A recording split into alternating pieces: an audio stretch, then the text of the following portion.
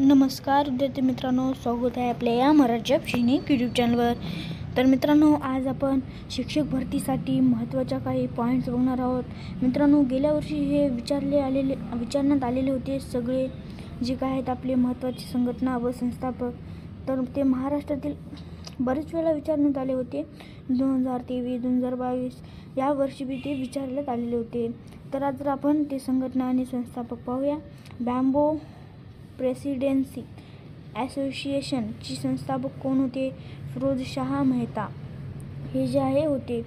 तर बॅम्बो असोसिएशनचे संस्थापक भाऊदाजी लाड हे होते. डेक्कन एज्युकेशन सोसायटीचे संस्थापक टिळक आगरकर हे होते.